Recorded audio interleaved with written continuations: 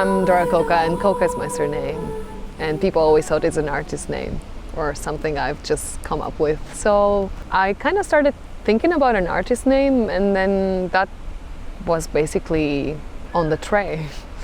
So I thought, yeah, why not? And it's also amazing that it doesn't really tell you immediately what the gender or what are you talking about, what type of person, what type of being. So I love this unspecified impression it gives you about the human behind. I was born in Albania when it was still communistic, so it means I'm a 90s child. Yeah, I lived there until I was 6 years old. We emigrated to Greece with my family. We lived in Greece for 5 years, almost 5 years, 4.5, and we returned to Albania when I was just starting in this puberty, starting listening to grunge music and having the first loves. It was difficult.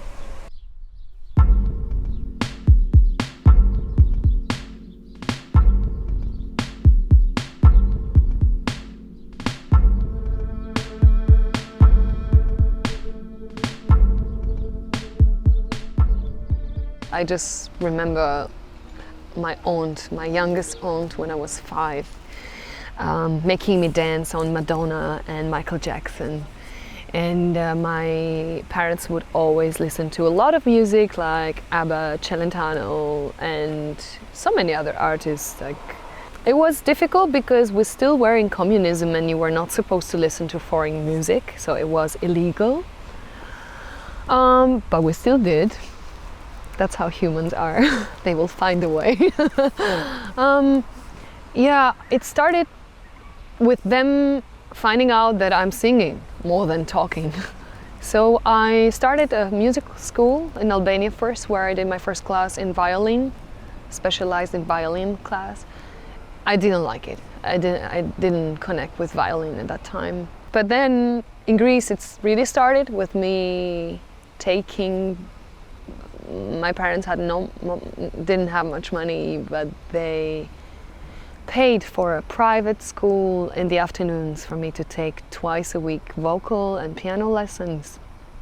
And there with that school, we sometimes did musical shows, or children theaters, and I had singing roles. I feel performance is an immense exchange of energy between the person on the stage, or maybe, I don't know, maybe near you. Maybe there isn't always a stage, but an immense exchange of energy. You give something and you take so much back, and it's a magical place for me. It's a way of giving what you're meant to give, and people give you so much love and appreciation, and they listen to you.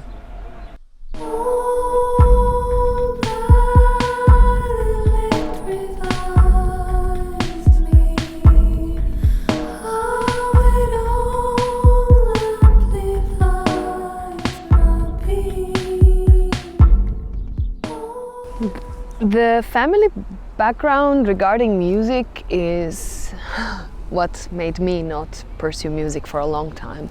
They love music. My father has an incredible voice or vocals, and I remember in family gatherings, him always, especially when he had drunk a little bit and he would let go, always singing with beautiful voice. And my mom has an incredible ear as well. She can follow melodies super precisely.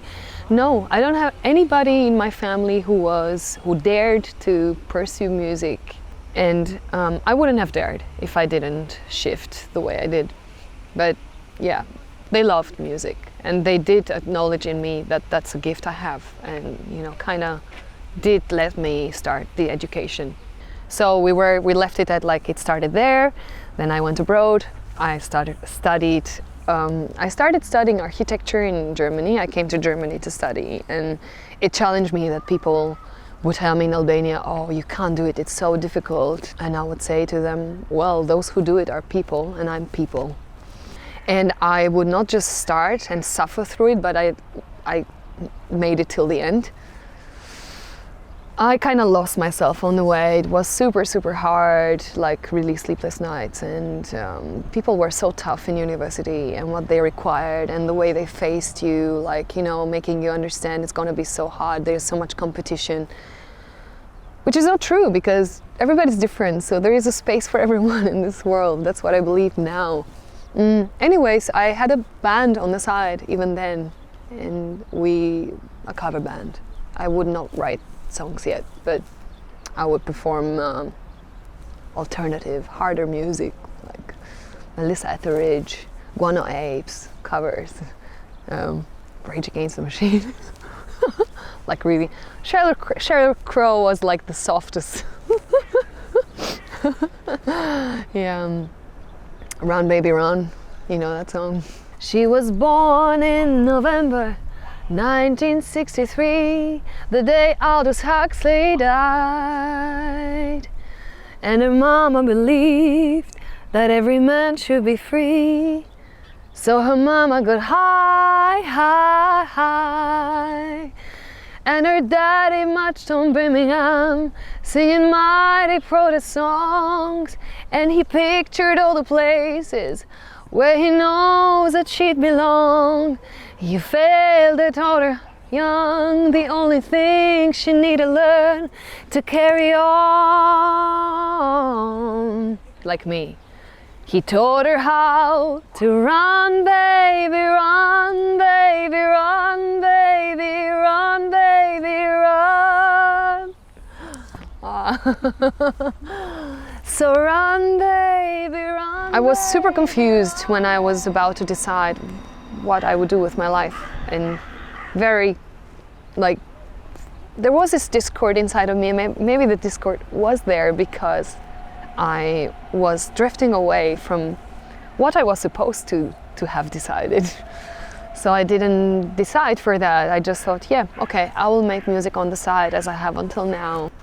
And then later started working as an architect, and it became worse and worse with me feeling empty, and I had like everything was working out. I was becoming confident with my job. I was feeling good with people around me. I was settling in Germany, and I even like gained a citizenship, which gave me a lot of confidence and finally a kind of belonging with a place, which I didn't have all my life, because it's like all the changes, being discriminated as Albanian in Greece, being discriminated as Greek in Albania. You don't understand when you're little that it does something, it harms you, but you do understand later when you find out that you're not happy and that you have so many issues to go through and to heal. Anyways, so yeah, I started understanding in the time that I need to heal, and started a massive shift in my 6 years ago, going through all these like, you know, shift. I started waking up with songs in my head. At night, I woke up and I would just start doing voice memos, and I found out that I have to start playing an instrument again. And so you see, for a reason, the background where I come from made me face obstacles in my way of my musical path. But now I understand. This moment we're talking, I know why everything happened, because probably I was meant to write these songs and these messages I'm putting out now, and yeah, hopefully they will serve and touch people as they're doing, which I'm super humbled about.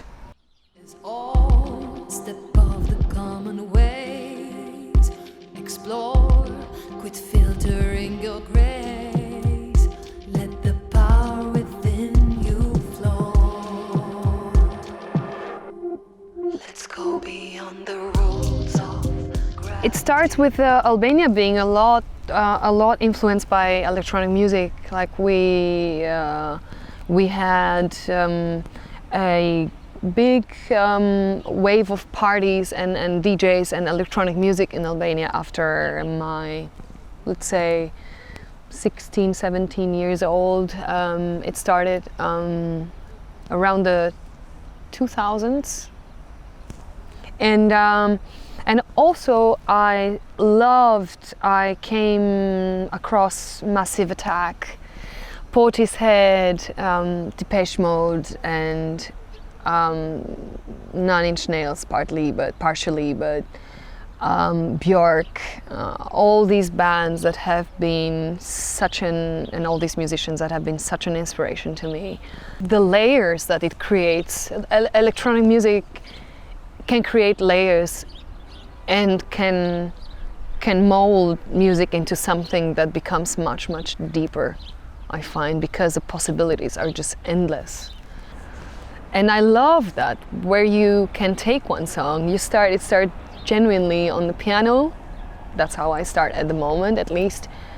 And then you start playing with the synths and maybe, of course, sometimes even like strings, but like this combination of these two worlds fascinates me because it creates a depth that can grasp the listener. And like it's my own music, but talking about these types of artists and bands that inspired me, the depth and the travels or the dreaming I had listening to that music was so intense for me. It shaped me. That's why I think what comes out in my imagination of the whole orchestration, which is mostly very precise, is very much influenced by that subconsciously. It's this subconscious library you gather throughout the years. The time is out, burn all the clocks. You will feel what you need to know. It's not in the books, it's in your heart. And learn to relearn to love. I'm not keen on being famous or anything, but I think I have a message, and I think this music can open hearts as it's doing it already. Like listening to people telling me, I feel it heals me when I listen to Bliss, for example, or I feel it grounds me when I listen to The Search, or it gives me courage to listen to Supra, which is about going beyond what you see and trusting there is more to life than what we can navigate sometimes. So it's about empowerment and about trust and about opening hearts towards each other, and maybe about love, not maybe, but of course about love, freedom, emotions, creativity, and all these things in life that are beautiful. That's what I write about. And of course sometimes there is this head vocals of mine that take it into a direction that I sometimes almost feel, is it getting too whiny? But then I'm like, oh, I doubt this. Come on, this comes out like that. It comes out from me like that. Like, it's not that I'm analyzing and it's not a logical process. It's not an analytic or cognitive process. It's a very divine process. It just comes to you. You're channeling a piece of music, and then you give it out to the world. And a painter does the same with a painting. And a writer does the same with a book. So that's how we make this world beautiful, through what we are bringing together. It's got me on my knees, this craving for a world as deep as the abyss. Love is the highest and the biggest and the greatest path of learning to love oneself. Because through what we imagine as love or a relation to someone from our childhood is where we stumble, fall, hurt, gain more awareness about ourselves, start accepting ourselves, start accepting that others can be different. So I think love is the greatest path of learning throughout this life. The more you can embrace this, and the more you can see this as something greater, not just something that happens to you, but something that happens through you, to bring more acceptance, more more joining hearts for growth in this world, then the greater of a love you're going to experience. It's not about two people loving each other, and it's the way that we are used to make this universe greater. That's what love is. You don't know when's the last time you felt right. What's the reason you can't see a glimpse of light? Blame it on the weather, or blame it on the To me, success is flowing with your life and being happy with what you create, and being in harmony with people that you create with or that are around you. That's happiness. And then I ask every day, how can it get any better than this? I would lie to you if I don't say to you, yes, I also look at the numbers and get frustrated sometimes. Because it's this machinery, it's how it works. It's really made for you to like also see where you're at, and maybe also you feeling this negative emotion sometimes is like showing you that there is some more learning to do. But I try to keep doing this exercise of not looking at places that are not fruitful for me, that don't give me good emotions, and rather focus in the next activity that I can do to help myself grow, or to maybe finish a song, or to maybe, I don't know, rehearse once again, rather than spend my energy in like, you know, thinking I'm not successful yet because, yeah, I'm not performing every week 3 gigs and I still cannot live well from this.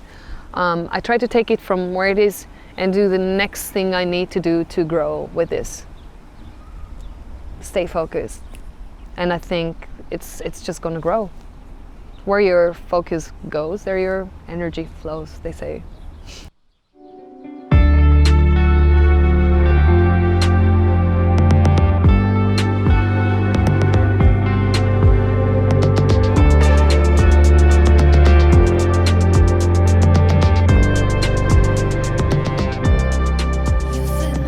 That would probably be something like my grandmother used to talk to me, like, don't listen to anyone. You know, inside you know, and it's gonna be great, and you're taken care of. That would have been the best advice I could have given a 10-year-old Koka.